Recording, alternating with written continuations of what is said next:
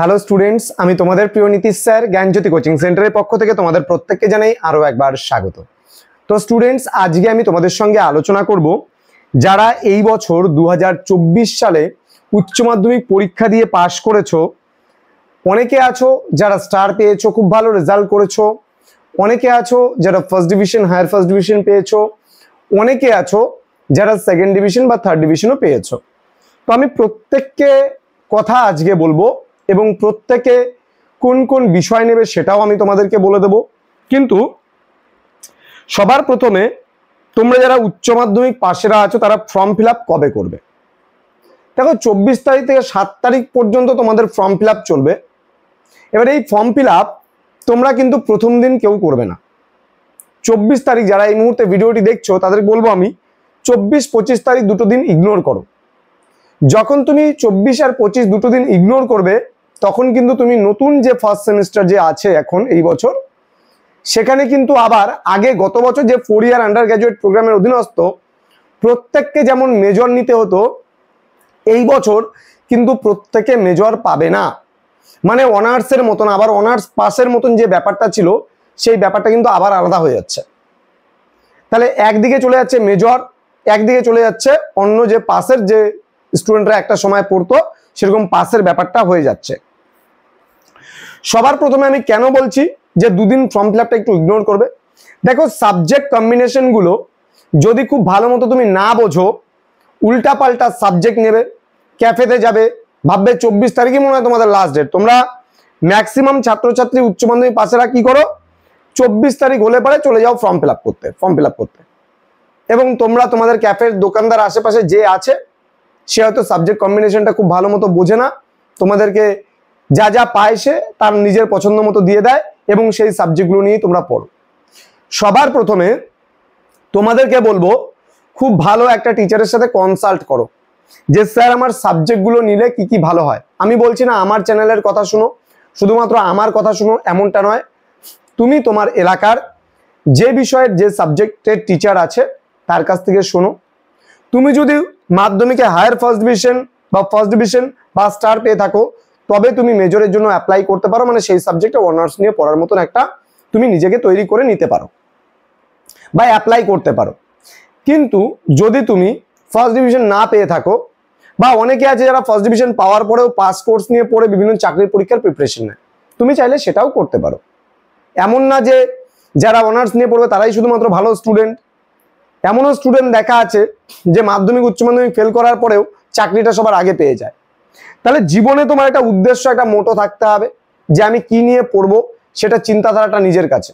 যে আমি যদি একটা সাবজেক্টে অনার্স নিয়ে পড়ি বা মেজর নিয়ে পড়ি, তাহলে আমি এই পড়াশোনাটা কত বছর চালাতে পারবো, সেটাও তোমাকে ভাবতে হবে। সাপোজ মনে করো, যেহেতু এখনকার কথা যদি আমি বলি, এখন যেমন উচ্চ মাধ্যমিক পাশে অনেকেই রয়েছে যারা উচ্চ মাধ্যমিক পাস করেছো, এই মুহূর্তে আমার ভিডিওটি দেখছো, তারা অনেকেই ভাবছো যে না, এই মুহূর্তে আমাদের অ্যাডমিশনটা নেওয়া উচিত, মেজর নিয়ে আমরা পড়বো, সেই পড়বো, ভালো মতো পড়বো। পড়তে পারলে তো ভীষণ ভালো। তুমি যদি একটা সাবজেক্টে মেজর নিয়ে ভালোভাবে মন দিয়ে পড়তে পারো তো ভীষণ ভালো, নো ডাউট। কিন্তু তুমি যদি কম পড়তে চাও তাহলে সেক্ষেত্রে তুমি কিন্তু মেজর নেবে না। তাহলে তুমি বাকি যে সাবজেক্টগুলো আছে, মাল্টিডিসিপ্লিনারি কোর্স যেটা রয়েছে, সেই পার্টটা নিয়ে তুমি পড়তে পারো।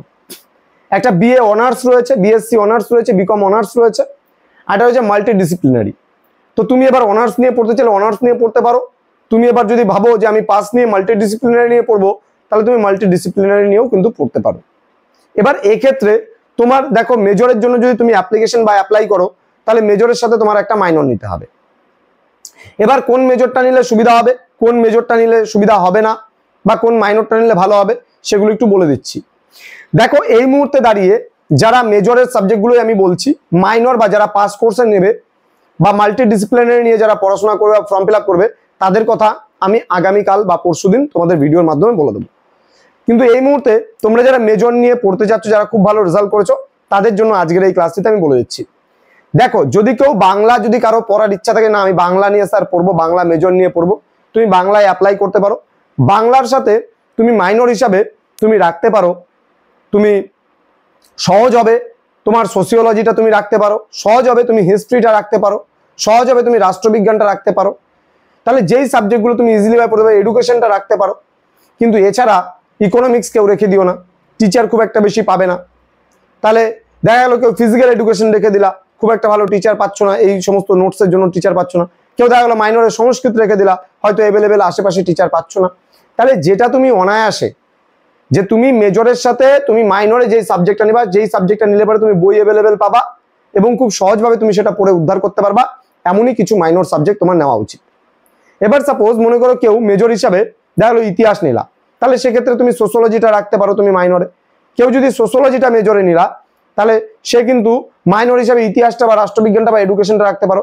কেউ যদি এডুকেশনটা যদি মেজরে রাখলা, তাহলে তার সাথে ইতিহাসটা বা পলিটিক্যাল সায়েন্সটা তুমি মাইনরে রাখতে পারো। মেবি তোমাদের মাইনর দুটা করে চয়েস করতে হবে, তো যেই সাবজেক্টগুলো বলে দিলাম এইভাবে করে চয়েস করতে পারো। এবার বাংলা মানে তুমি যেই সাবজেক্টটা মেজর নিবা সেই সাবজেক্টটা কিন্তু মাইনর হিসাবে পাবা না। সাপোজ কেউ যদি বাংলা মেজর নিয়ে পড়ো, তাহলে সেক্ষেত্রে তুমি বাংলা কিন্তু মাইনর পাচ্ছ না। তাহলে মাইনর তোমাকে বাংলা ছাড়া বাকি অন্য কোনো সাবজেক্ট চয়েস করতে হবে বা পছন্দ করতে হবে। তাহলে সেই হিসাব মতো তুমি সেই সাবজেক্টগুলো নেবে। এবার তোমাদের কিছু কম্পালসারি সাবজেক্ট হবে, সেই কম্পালসারি সাবজেক্টগুলো মাল্টিডিসিপ্লিনারি যারা আছে তাদেরও পড়তে হবে এবং যারা মেজরে আছো তাদেরও কিন্তু পড়তে হবে। তো এইভাবে সাবজেক্ট কম্বিনেশনগুলো তোমরা করবে। আগামীকালকে কিন্তু একেবারেই তোমরা কোনো মতেই যারা এই মুহূর্তে আমার ভিডিওটি দেখছো তাদেরকে বলবো এক্সাম ফর্ম ফিল আপটা না করে দুদিন ধৈর্য ধরো, অপেক্ষা করো। সবুর কা ফল মিঠা হতা হয় বলে না, তো আগে দেখে নাও যে কি পরিস্থিতি দাঁড়াচ্ছে বা অ্যাডমিশন পোর্টালটা কিভাবে খুলছে, কিভাবে কি হচ্ছে না হচ্ছে। একদিন পরে বিষয়গুলো তোমরা জেনে যাবে, আমিও জেনে যাবো, কারণ আগামীকালকে পোর্টাল না দেখা পর্যন্ত আমিও একদম 100% শিওর হয়ে বলতে পারছি না যে তোমাদের এই কটা সাবজেক্ট পছন্দ করতে হবে বা এই কটা সাবজেক্ট নিতে হবে। গত বছরের অভিজ্ঞতার পরিপ্রেক্ষিতে তোমাদের এই কথাগুলো বললাম। আমি এই কারণে এই কথাগুলো বলছি যে তোমরা অনেকেই আছে যারা ম্যাক্সিমাম স্টুডেন্টরা ভুলভাল সাবজেক্ট নিয়ে বসে থাকো এবং শেষ পর্যন্ত তোমরা টিচার পাও না, ওই সাবজেক্টে বছরের পর বছর ব্যাক করে যাও, শেষ পর্যন্ত কলেজটাই কমপ্লিট করা হয়ে ওঠে না। সুতরাং উচ্চ মাধ্যমিক আর কলেজ দুটোকে যদি একইভাবে গোলাও তাহলে কিন্তু হবে না, দুটো সম্পূর্ণই আলাদা। উচ্চ মাধ্যমিকের পড়াশোনা আলাদা, যেখানে প্রচুর প্রচুর বই থাকে, হ্যাঁ প্রচুর প্রচুর টিচার থাকে, প্রচুর প্রচুর গাইড বুক থাকে, কিন্তু কলেজে সেটা হয় না। কলেজে ভেরিয়াস টাইপ অফ টেক্সট বই পড়তে হয়, ঠিক আছে, বই প্রচুর আছে, অ্যাভেলেবেল বই আছে, বলবো না বই নেই, কিন্তু মানে একটা বইয়ের মধ্যে তুমি পার্টিকুলারলি সবকিছু যে পাবে এমনটা কিন্তু নয়। তোমার ভেরিয়াস টাইপ অফ বুকস তোমাকে কিন্তু পড়তে হবে, টেক্সট বইয়ের মধ্যে বিভিন্ন ধরনের বই কিন্তু পড়তে হবে। তাহলে যেটা ইজিলি ভাবে বইটা অ্যাভেলেবেল পাবে সেই সমস্ত বিষয়গুলোই নেওয়া উচিত। আর যেগুলো বই তুমি পাবে না, খুব ভালো রাইটার লিখছে না, বইয়ের তো কিছু কিছু সাবজেক্ট আছে যাদের খুব একটা ভালো রাইটার নেই বা খুব ভালো বেশি পরিমাণে বই নেই, তাহলে সেই সমস্ত সাবজেক্টগুলো তুমি যদি নিয়ে বসে থাকো তাহলে কোনো টিচার সেভাবে করে তোমাদেরকে রেডি করে দিতে পারবে না। ভাববে যে এই সাবজেক্টটা তো অল্প স্টুডেন্ট নিয়ে পড়াশোনা করে, তাহলে তাকে কি মানে এই সাবজেক্টটা আর দেবো, তখন বলবে কি ওই সাবজেক্ট মানে ওই টিচার বলবে যে আমি এই সাবজেক্টটা পড়াবো না, তোমার একার জন্য তো সে পরিশ্রম করবে না। সুতরাং বি কেয়ারফুল, সাবজেক্টটা বুঝে শুনে নাও এবং আজকের এই ক্লাসটি আমি বলবো বন্ধুদের সঙ্গে শেয়ার করো যেন তারাও একটু ওয়েট করে তারপরে অ্যাডমিশনটা নেয়। আমার চ্যানেলটিকে ফলো করো, সাবস্ক্রাইব করে পাশে থাকা বেল আইকন অল প্রেস করে রাখো এবং তোমরা যারা ভাবছো যে আমাদের সেন্টারে ফার্স্ট সেমিস্টারে অ্যাডমিশন নেবে তারা অবশ্যই যোগাযোগ করতে পারো, আমাদের অফিসিয়াল নাম্বার ডেসক্রিপশন বক্সে দেওয়া আছে, তাও আমি একবার বলে দিচ্ছি, লিখে নিতে পারো 6295916282 এবং 7076398606। একেবারে খুব সহজভাবে খুব সুন্দরভাবে সমস্ত কিছু বুঝিয়ে দিলাম, তোমরা একটু সময় নাও, সময় নিয়ে অ্যাডমিশনগুলো করো। আমি সব বলে দেবো আমার ইউটিউব চ্যানেলের মাধ্যমে, তোমরা ভিডিওগুলো বন্ধুদের সঙ্গে শেয়ার করে দাও এই মুহূর্তে। তোমাদের যাদের চেনা পরিচিত যত বন্ধু বান্ধব আছে প্রত্যেকের সঙ্গে ক্লাসগুলো শেয়ার করো এবং তাদেরকেও বলো যে স্যারের এই ভিডিওগুলো দেখো, স্যার কিন্তু যা বলবে অ্যাকুরেসি বলবে, তোমাদের কিন্তু কোনো যেন সমস্যা না হয়, যার চিন্তা আমি সবসময় করি। একটা সাবজেক্ট নিয়ে মানে নিয়ে নিলাম পরে ঝুলে আছি, এরকম টাইপের সাবজেক্ট না নেওয়াটাই বেটার। তো স্টুডেন্টস দেখা হচ্ছে খুব তাড়াতাড়ি পরবর্তী ক্লাস নিয়ে, তোমাদের সঙ্গে আমি আছি, তোমাদের পাশে আছি। তোমরা সবাই ভালো থেকো, সুস্থ থেকো। Thank you so much, thanks for watching after all, thank you.